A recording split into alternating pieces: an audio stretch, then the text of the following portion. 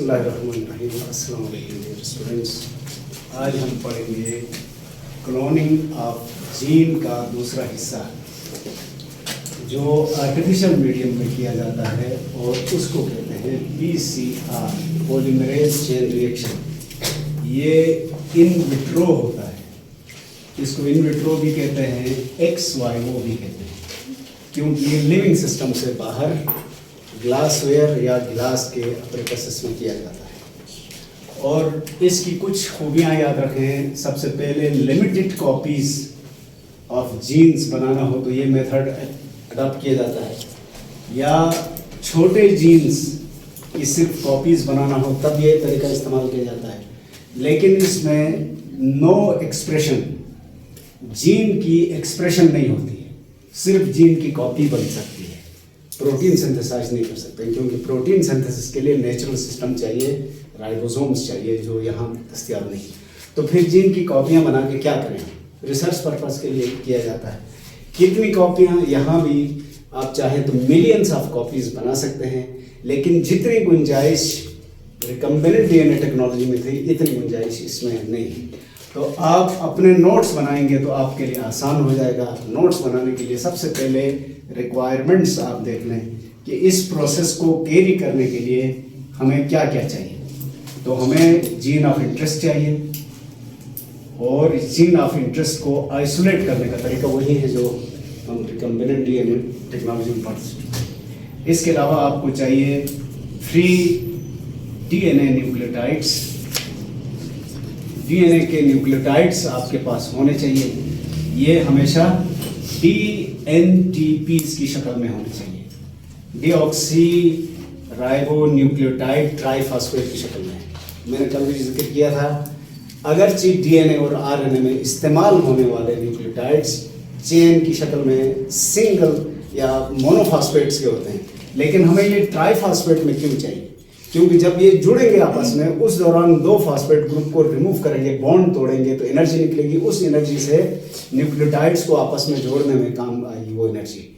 जो न्यूक्लियोटाइड आपस में कौन से बॉन्ड से जुड़ते थे? Phosphodiester bond. इसके अलावा हमें टाग पॉलीमरेज चाहिए। DNA की कॉपी बनाने वाले जीन को DNA पॉलीमरेज कहते हैं। DNA पॉलीमरेज 1, 2, 3 यूकैरियोट्स में इस्तेमाल होते हैं। यहाँ पर एक खास बैक्टीरिया से हासिल किया हुआ टाग पॉलीमरेज है। टाग इसलिए कहते हैं कि ये बैक्टीरिया जिससे ये हासिल होता है उसको थर्मस एक्वाटिकस कहते हैं, उसकी एब्रिविएशन ये टाग है। अच्छा, इस DNA पॉलीमरेज की चाहे किसी का भी हो, इसकी दो शर्तें हैं। पहली शर्त ये 3' एंड से स्टार्ट लेता है। DNA में जो न्यूक्लियोटाइड्स की चेन होगी उसके दो एंड्स होंगे ना, एक 3' एंड एक 5' एंड। ये हमेशा 3' एंड से शुरू करता है काम। दूसरा, अगर उस 3' एंड के साथ RNA प्राइमर जुड़ा हो तब ये करेगा। RNA प्राइमर क्या होता है? RNA के न्यूक्लियोटाइड्स के 10 से लेकर 20 तक का एक छोटा सा टुकड़ा होता है। जिस जीन की पॉलीमराइजेशन होनी है उसके 3' एंड पर ये अटैच होगा तो फिर ये पॉलीमरेज काम कर सकता है। तो इसका मतलब इसकी रिक्वायरमेंट में हमें RNA प्राइमर की भी ज़रूरत पड़ेगी। मैं बार बार कह रहा हूँ कि ये RNA प्राइमर RNA के न्यूक्लियोटाइड्स का बना हुआ एक टुकड़ा है जिसमें कम से कम 10 न्यूक्लियोटाइड्स होंगे और ज़्यादा से ज़्यादा 20 न्यूक्लियोटाइड्स हो सकते हैं। तो अब ये जो टाग पॉलीमरेज है ये DNA के उस एंड से कॉपी बनाना शुरू करेगा जो 3' एंड होगा, और उस 3' एंड के साथ RNA प्राइमर जुड़ा हुआ होगा तब ये काम करेगा।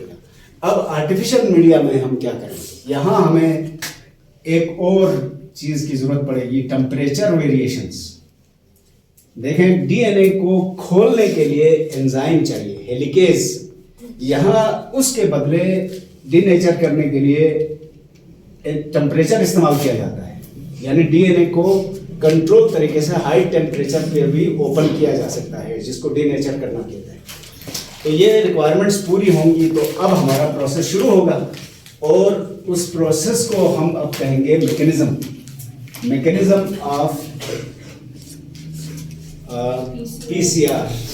इसका पहला स्टेप कहलाएगा डीनेचरेशन ऑफ डीएनए, यहाँ डीएनए से मुराद क्या है? Gene of interest. Gene of interest को हम डीनेचर करेंगे। यहाँ डीनेचर करने से सिंपल मतलब है, ये डीएनए इस तरह से हाइड्रोजन बॉन्ड के जरिए इसकी दोनों स्ट्रैंड जुड़ी हुई होती है ना, इनको खोलेंगे तो नई चीजें आप ऐड कर सकेंगे। बल्कि मैं आपको याद दिलाता हूँ, डीएनए जब रेप्लिकेट होता है तो 3 मॉडल्स बताते हैं रेप्लिकेशन कैसे होती है। एक को सेमी कंजर्वेटिव हाइपोथेसिस कहते हैं या सेमी कंजर्वेटिव मॉडल कहते हैं, यही एक्सेप्टेड मॉडल है।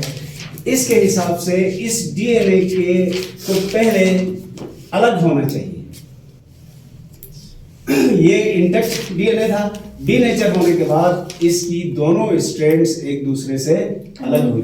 यहाँ पर आपको 2 बॉन्ड्स याद दिला दूं, आपके इल्म में है, मैं याद दिलाता हूं।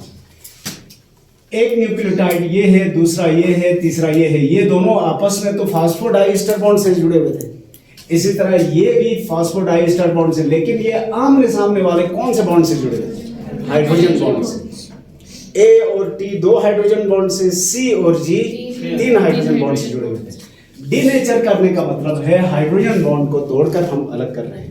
फर्ज करें ये इसका 3 डैश एंड है तो ये इसका 5 डैश एंड होगा, इसका ये 3 डैश एंड होगा तो ये इसका 5 डैश एंड होगा। क्योंकि इंटेक्ट डीएनए में जो दोनों स्ट्रैंड्स हैं वो एंटी पैरेलल होती है।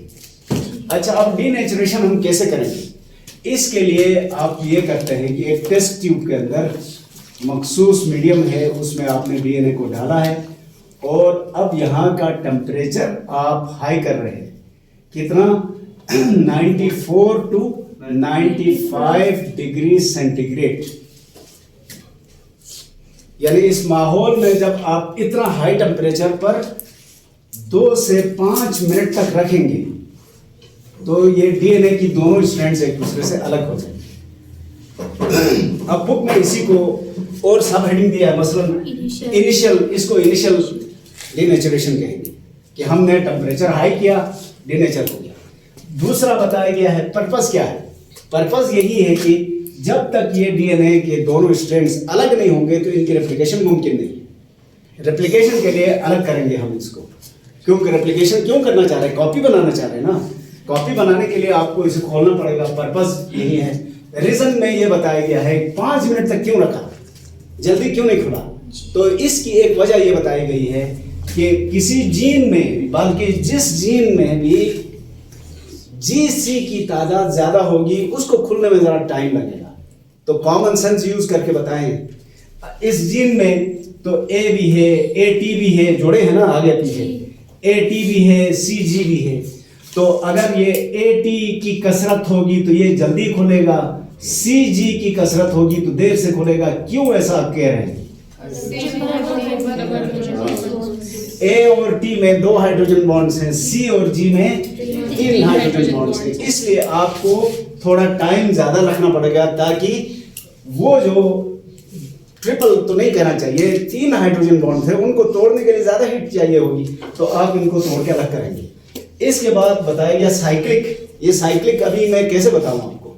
साइक्लिक का मतलब है आप सिर्फ एक दफा डीनेचर करके काफी नहीं है, आप तो इसकी बार बार कॉपियां बनाना चाह रहे हैं। तो आप शुरू में 5 मिनट तक रखें, ये ओपन हो जाएंगे। जब ये दोबारा नई कॉपी बनेगी तो उस नई कॉपी को फिर खोलने के लिए आपको फिर इतना टेम्परेचर देना पड़ेगा। फिलहाल उसको मैं यहाँ रोकता हूँ। तो पहले मरहले पर आपने क्या किया? डीनेचर किया डीएनए को। डीनेचर कैसे किया? आपको पता चल गया कि हमने एहतियातन 94 से 95 डिग्री पर 2 से 5 मिनट रखा। जितने भी हाइड्रोजन बॉन्ड थे वो ब्रेक हुए, डीएनए की दोनों स्ट्रैंड्स अलग हो गई। अलग होने के बाद अब अगला मरहला होगा, दूसरा step, primer annealing. Primer annealing में क्या किया जाएगा? अच्छा, इसकी 2 ऑप्शंस हैं। फिर आपको अगर इस जीन की शुरू का पता हो तो आप प्राइमर डाल सकते हैं, कोई भी प्राइमर। लेकिन अगर ये सीक्वेंस अननोन हो तो पहले आप नॉन सीक्वेंस का एक टुकड़ा भी ऐड करते हैं, फिर उसका प्राइमर ऐड करते हैं। बाहर मैं डायरेक्ट बताता हूं, प्राइमर जो ऐड होगा वो 3 डैश एंड पर होगा। तो यहां पर कुछ न्यूक्लियोटाइड्स आरएनए वाला टुकड़ा, एक इधर प्राइमर ऐड हो जाएगा, एक इधर इससे इस तरफ ऐड होगा। 2 प्राइमर आपको ऐड करने पड़ेंगे। एनेलिंग का मतलब है इसके साथ जुड़े, लेकिन इस हाई टेम्परेचर पर नहीं जुड़ता। इसलिए जब 5 मिनट के बाद आप क्या करेंगे, इस टेस्ट ट्यूब का टेम्परेचर ड्रॉप करके 55 degree centigrade to 65 degree centigrade के दरमियान रखेंगे। और अब जब आप प्राइमर ऐड करेंगे तो वो प्राइमर जाकर अपने अपने साइड के 3 एजेंट के साथ जुड़ जाएगा। शर्त यह है कि ये कंप्लीमेंट्री हो फिर जुड़ेगा ना, कंप्लीमेंट्री नहीं होगा तो नहीं जुड़ेगा। तो मैं इसीलिए कह रहा था, अगर आपको इस 3 डेशन का सीक्वेंस, इस 3 डेश का कितने न्यूक्लियोटाइड का सीक्वेंस 10 से 20 तक का पता हो तो आप उसका कंप्लीमेंट्री प्राइमर ऐड करेंगे। अगर पता ना हो तो पहले आप नॉन सीक्वेंस खुद ऐड करेंगे इधर, फिर ये प्राइमर जाके उस नॉन सीक्वेंस के साथ जुड़ जाएगा। तो ये जुड़ने के बाद अब क्या करेंगे, अब अगला मरहला होगा एक्सटेंशन का। एक्सटेंशन के लिए आपने अब 2 काम करने हैं। प्राइमर तो ऐड कर दिया है, आप ऐड न्यूक्लियोटाइड्स, जो आपने एनपीटीज रखे थे ना, वो न्यूक्लियोटाइड्स आपने ऐड करना है इसमें, और साथ में टार्क पॉलीमरेज ऐड करना है। टार्क पॉलीमरेज ऐड करके टेम्परेचर को बढ़ा देंगे इससे। और ये प्राइमर ऐड करने के लिए 1 से 2 मिनट रखना है, बहुत ज्यादा नहीं, 1 से 2 मिनट में प्राइमर ऐड हो जाएगा। उसके बाद आपने क्या किया, न्यूक्लियोटाइड्स ऐड कर दिए, फ्री न्यूक्लियोटाइड्स डीएनए वाले, और टार्क पॉलीमरेज ऐड करके फिर तकरीबन 2 से 3 मिनट तक इंतजार करेंगे और टेम्परेचर बढ़ाकर 75 डिग्री सेंटीग्रेड करेंगे। जब 75 डिग्री सेंटीग्रेड तक 2 मिनट तक रखेंगे तो ये टार्क पॉलीमरेज आके अटैच किसके साथ होगा, प्राइमर के साथ। अटैच होने के बाद प्राइमर को अलग करके कंप्लीमेंट्री न्यूक्लियोटाइड रखते हुए 3 डेशेंट से किस डायरेक्शन में आएगा, 5 डायरेक्शन, 5 डेशेंट की तरह। इसी तरह यहां भी कंप्लीमेंट्री न्यूक्लियोटाइड रखता चला गया और यहां तक ये पहुंच गया। फिर क्या होगा, हाइड्रोजन पहले डाइसल्फाइड बॉन्ड बनेंगे, फास्फोडाइस्टर बॉन्ड, फिर हाइड्रोजन बॉन्ड बनेंगे, तो हमारे पास 2 डीएनए की कॉपियां बन गई। और ये दोनों डीएनए की कॉपियों को जरा गौर करें तो क्या हुआ है, सेमी कंजर्वेटिव हाइपोथेसिस अप्लाई हुआ है। इसका आधा हिस्सा पेरेंट वाला है, आधा हिस्सा नया डॉटर। इसी तरह ऊपर वाले का भी आधा हिस्सा पेरेंट का, आधा हिस्सा नया, 2 डीएनए बन गए। अब एक दफा ये प्रोसेस कंप्लीट होने के बाद अब आपको कुछ नहीं करना पड़ता, सब कुछ अंदर है, बस टेम्परेचर वेरी करना। ये साइक्लिक डिनेचुरेशन अब शुरू होगी। साइक्लिक डिनेचुरेशन क्या हुआ है, यहां पर फर्ज कर लें इसी में हमारे 2 डीएनए बन चुके हैं,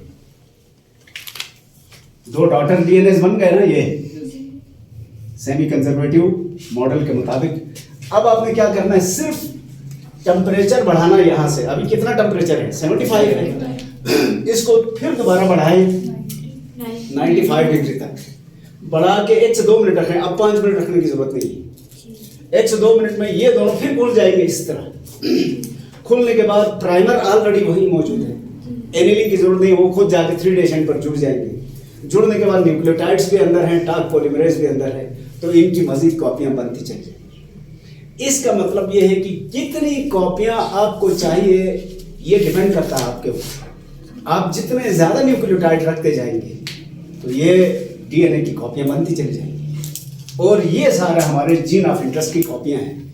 इन कॉपियों को यहाँ से निकाल के आप स्टोर कर सकते हैं, जीनोमिक लाइब्रेरी बना सकते हैं और इनकी सीक्वेंसिंग कर सकते हैं।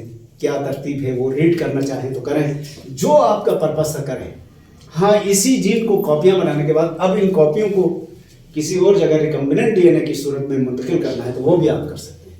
लेकिन मैंने पहले भी कहा कि इन जीन से एक्सप्रेशन नहीं किया जा सकता है। इन जीन की प्रोडक्ट जो प्रोटीन है वो इस माहौल में मुमकिन नहीं है। यहाँ सिर्फ जीन की कॉपियां बनाई जा सकती हैं। ठीक हो गया बेटा? तो ये तरीका हमने देख लिया। बाकी साइकिल रिपीट करें, हर 5 मिनट के बाद आपको 2 जीन्स मिलते रहेंगे। बस टोटल 5 मिनट का प्रोसेस है। पहले मरहले पर 5 से 7-10 मिनट लग सकते हैं। उसके बाद हर 5 मिनट के बाद आपके पास नई कॉपी आ जाती है। इसको पीसीआर कहते हैं। और पीसीआर का मौजूदा दौर में बहुत सारे मकासद के लिए इस्तेमाल किया जाता है। मसलन आपको याद दिला दूं, जब कोरोना आया था तो उस वक्त पीसीआर किया जाता था, सैंपल लेते थे मुंह से या नाक से, उन सैंपल में से वायरस का जीन निकाल के उसको इस टेक्निक के थ्रू कॉपियां बना के चेक करते थे कि वायरस का जीन है या किसी और चीज़ का। वायरस की जीन की, कोरोना वायरस की जीन की कॉपियां या उसका सीक्वेंस आपके पास पहले मालूम था, इसको मैच करते थे। अगर ये मैच हो गया तो समझो कि कोरोना उस बंदे में है, मैच नहीं हुआ तो समझो कोरोना नहीं है, कोई और बुखार। ठीक हो गया। अब यहाँ से आगे हमारा एक और इंटरेस्टिंग टॉपिक शुरू होता है जिसको GMO कहते हैं।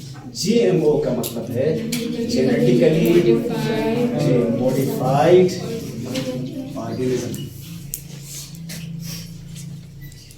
इसी को एक और नाम भी दे सकते हैं आप, रिकम्बिनेंट ऑर्गेनिज्म। रिकम्बिनेंट क्यों?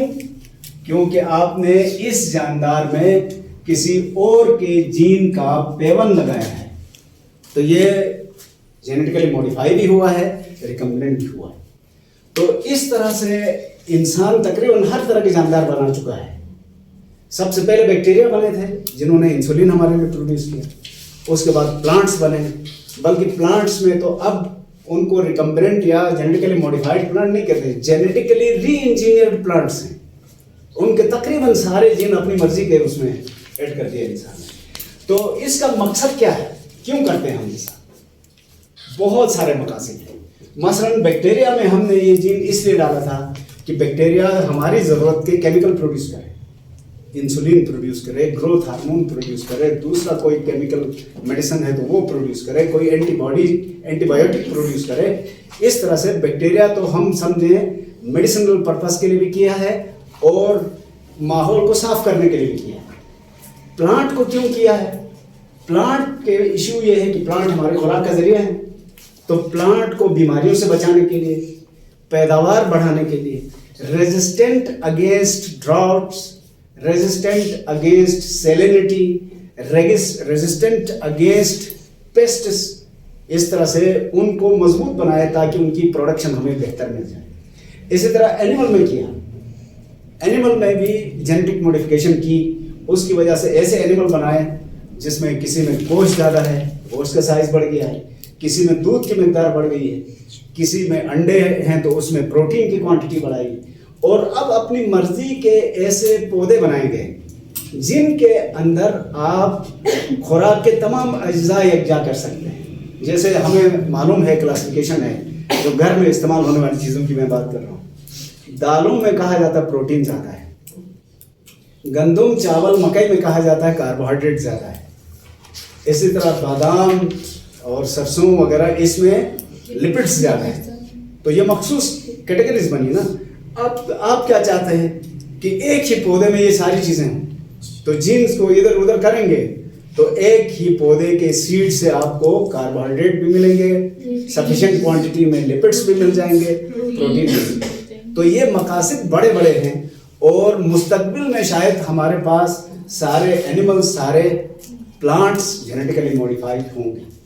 तो पहले देखते हैं जेनेटिकली मॉडिफाइड बैक्टीरिया। तरीका वही है, सिंपल ये है कि आपने ये बैक्टीरिया सेलेक्ट किया, इसके प्लाज्मिड को बाहर निकाला, उस प्लाज्मिड में किसी भी जानदार का जीन ऐड करके इसको वापस रख दिया। वापस रखने के बाद अब ये बैक्टीरिया क्या हुआ, जेनेटिकली मॉडिफाइड हो गया। और जेनेटिकली मॉडिफाइड होने की वजह से यहाँ जो जीन इसमें ऐड किया गया है, इस जीन की प्रोडक्ट भी ये बनाएगा बैक्टीरिया। तो इस टेक्निक के जरिए हमने मेडिसिन हासिल किए, मैंने पहले इशारतन कहा, और रिक्वायर्ड केमिकल्स भी इनसे बनवा लिए, खास तौर पर प्रोटीन्स बनवा लिए। सिंगल सेल प्रोटीन कहते हैं टेक्निक। क्यों? इन बैक्टीरिया को पालना बड़ा आसान है, बस थोड़ा सा इशू क्या है, जेनेटिकली मॉडिफाइड करने तक ये बारीक काम है। इसके बाद आप इस बैक्टीरिया को बायो रिएक्टर या फर्मेंटर में डाल दें, एक बड़े से टैंक में डाल दें। उस टैंक में पानी समेत बैक्टीरिया की जरूरत की हर चीज आइडियल कंडीशन में, टेम्परेचर आइडियल है, एंटीसेप्टिक है, दूसरा कोई जरासीम यहाँ आ नहीं सकता है, तो इसको खतरा नहीं है। अच्छा, यहाँ की पीएच इसकी रिक्वायरमेंट के मुताबिक है, यहाँ ग्लूकोज है, कार्बोहाइड्रेट्स और प्रोटीन सब चीज़ें मौजूद हैं। तो यहाँ बैक्टीरिया के लिए कोई टेंशन नहीं है, इसलिए जाते ही ये डिवाइड होकर अपनी तादाद बढ़ाना शुरू करेगा। तो जो जीन आपने डाला है उस जीन का प्रोडक्ट भी बनेगा नहीं। अब यहाँ से आप थोड़ा थोड़ा करके निकालते जाइए, एक्सट्रैक्ट करें, बाकी आपके लिए ये बना रहा है मुस्तकिल। तो बैक्टीरिया से मेडिसिन भी बना लिए, केमिकल्स भी बना लिए, प्रोटीन भी बना लिए, एंजाइम भी बना लिए, और क्या किया है, ऐसे बैक्टीरिया बनाएंगे जो क्लीनिंग ऑफ इन्वायरमेंट, माहौल को साफ करने में काम आते हैं। देखें, इंसान को जब काबू में आ गया, हमने बैक्टीरिया के साथ क्या किया है। हमारे माहौल के 3 बड़े हिस्से हैं, हवा, पानी और मिट्टी। आप खुद जरा सोचें, किसकी गंदगी साफ करना आसान है? जमीन की। झाड़ू से आप साफ करते हैं, पोंछा लगा देते हैं, नीट एंड क्लीन होगी। अगर पानी में आलूदगी हो गई शामिल, तो कुछ चीजें तो हम छान के अलग कर सकते हैं, लेकिन बारीक चीजों को नहीं कर सकते। हवा में अगर कोई पोल्यूशन शामिल हो जाए तो हवा को भी नहीं कर सकते। लेकिन इंसान अब ऐसे बैक्टीरिया बना चुका है कि वो जेनेटिकली मॉडिफाइड हैं, हवा में छोड़ दें, हवा में जितनी पोल्यूशन है वो उसको खुराक के तौर पर खाएगा। खा के जब वो पोल्यूटेंट खत्म हो जाएगा तो अब आगे क्या खाएगा? इसके लिए इसमें एक और जीन डाल दिया, सुसाइडल जीन, कि जब वो पोल्यूटेंट खत्म हो जाएंगे तो खुदकुशी करके खत्म हो जाएगा, वापस पलटने का खतरा भी खत्म। इसी तरह क्लीनिंग ऑफ बीच, ये दुनिया का एक बड़ा इशू था। आपने सुना हुआ ना, समंदरों में बड़े बड़े ऑयल टैंकर्स महीनों का सफर करके क्रूड ऑयल लेकर आते हैं, डीजल, पेट्रोल या साफ नहीं किया हुआ वो क्रूड ऑयल भी लेकर आते हैं। जहाज समंदर के किनारे पर आके, अक्सर होता, कराची में भी हुआ था कुछ साल पहले, एक टैंकर क्रश हुआ जिसमें लाखों टन तेल है। वो तेल यहाँ से रिस के समंदर के किनारे जो रेत है और पानी है उसमें फैल जाता है। अब इसको कैसे साफ करें इतने बड़े पैमाने का? यानी समझो कि यहाँ से कचौरा तक पूरा साहिल तेल ही तेल हो गया, तो वहाँ जितनी लाइफ है उसके लिए खतरा है, खुद इंसान के लिए भी खतरा है। तो इंसान ने ऐसे बैक्टीरिया बना लिए जो इस ऑयल को खा के हफ्ते के अंदर बिल्कुल साफ सुथरा करें। तो बैक्टीरिया से इस तरह से भी काम ले रहे हैं आप। हवा को साफ कराओ, पानी को साफ कराओ, लैंड में अगर कोई इस तरह की पोल्यूटेंट शामिल हो गया जिसको निकालना मुश्किल हो, ये साफ करेंगे। इसी तरह सिम्बायोटिक बैक्टीरिया थे कुछ, ये बैक्टीरिया क्या कर रहे थे, पौधों की रूट्स में रहकर पौधों के साथ रहते हैं और पानी को एब्जॉर्ब के अलावा ये उसको आइस में तब्दील कर देते हैं। फ्रॉस्ट प्लस बैक्टीरिया थे, उनमें ऐसा जीन डाला जिसकी वजह से पौधे के लिए मसला था सर्दियों में। फ्रॉस्ट प्लस को जेनेटिकली मॉडिफाइड करके फ्रॉस्ट माइनस बना दिया। फ्रॉस्ट माइनस हो तो ये बैक्टीरिया अब क्या कर रहा है, पौधे की रूट में बैठ के अगर वहां पर आइस जम गई है तो उसको मेल्ट करके ये पानी में तब्दील करता है। तो इस टेक्निक से ये इम्कान पैदा हुआ है कि फ्यूचर में इस गर्दू की बर्फ के ऊपर फसलें उगेंगी। अभी फसलें क्यों नहीं उगती हैं? मसला ये है कि नीचे सॉइल में जितना पानी है सर्दियों में वो जम जाता है, जमे वो पानी को एब्जॉर्ब नहीं कर सकते। तो ये बैक्टीरिया पौधों की जड़ों में रख देंगे आप, तो ये क्या करेंगे, जमे हुए पानी को, आइस को लिक्विड में तब्दील करेंगे। तो पौधों के लिए पानी दस्तयाब हो गया तो मसला खत्म। आप और टेम्परेचर का भी इंतजाम कराएंगे इसी तरह, तो हमारी ज़मीन जो इस वक्त एक फसल देती है ये 3 फसलें दे सकती है। तो इस तरह यानी मैं गिन नहीं सकता, इतने सारे बैक्टीरिया के ऊपर काम हुए हैं, जेनेटिकली मॉडिफाई करके इनसे इतना फायदा उठाया इंसान ने। क्लियर हो गया बेटा?